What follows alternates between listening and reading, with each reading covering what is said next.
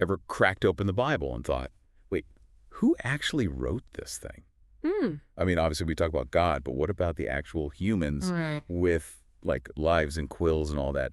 Who were they? It's a question people have been asking for centuries, right? And it's more fascinating than you might think. That's what this whole deep dive is about, figuring out the who behind the good book. Because it's not just one book, is it? It's a whole library written over ages by people from totally different walks of life. Which makes you realize it's kind of amazing how it all came together. It really is. God working through all those different voices. Okay, so first up, got to start with Moses. The OG, The Pentateuch, that's like what, the first 5 books of the Bible? Genesis, Exodus? Leviticus, Numbers, Deuteronomy. Exactly, the foundation. And they're all deeply tied to Moses' own crazy life story.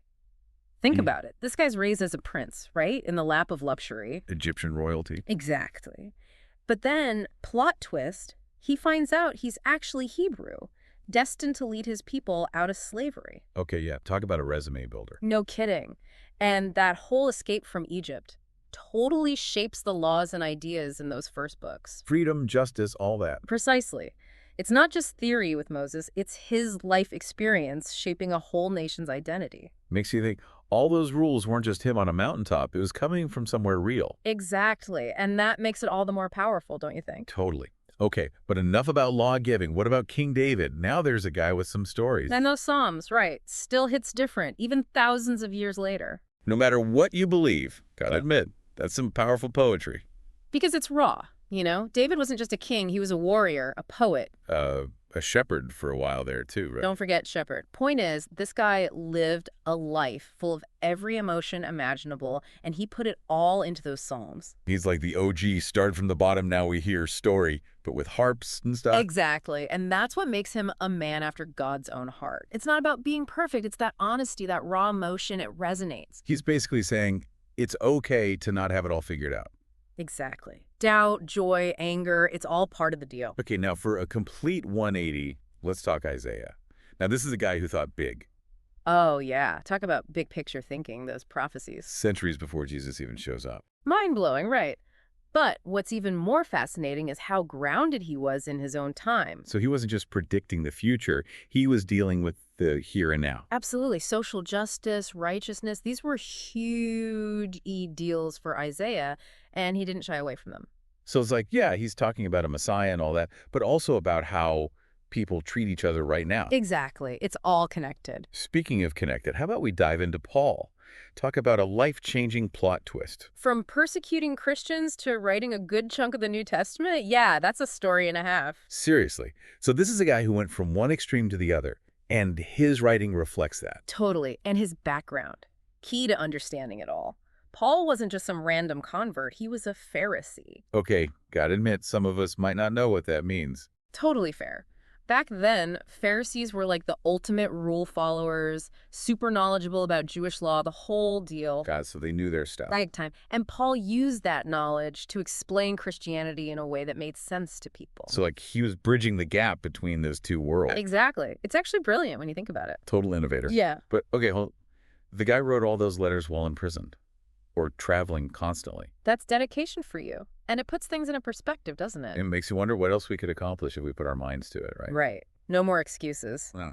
But speaking of inspiring figures, what about Peter and John? Two regular guys who become absolute pillars of the early church. See, Jesus had a knack for finding potential in unexpected places. He really did. And you can totally see their personalities in what they wrote, too. Take Peter, for example. Oh yeah, wasn't he known for being kinda... Well, a bit fiery, That's one word for it. definitely passionate. And his letters really capture that energy, you know? Lots of encouragement, especially for those facing persecution. Like a spiritual pep talk. Yeah. Reminding them to stay strong no matter what. Exactly. Then you have John, totally different vibe. More laid back? I'd say more contemplative, deep thinker, very focused on the spiritual side of things. Makes sense. His gospel is full of those deep reflections on Jesus, right? Yeah. The whole divine word thing. Exactly. It's like seeing the same story through two completely different lenses, but both valid. So Peter's like the practical guide to living your faith, and John's exploring the bigger picture. You got it. And we can't forget John's revelation. That one's a whole other level. Oh yeah, talk about vivid imagery, right?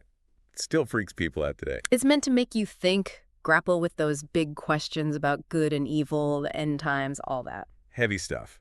But here's the thing. We've talked about Moses, David, these major figures. Kings, prophets, the whole shebang. Right, but Peter, John, they were just regular guys. Fishermen, I think. They were, and that's what makes their inclusion in the Bible so important. It wasn't just for the elite, it was for everyone. Makes it feel more relatable, like these weren't superhuman beings, just people trying to figure things out. Exactly. Just like us, they had doubts, made mistakes, but still found their place in this bigger story of faith.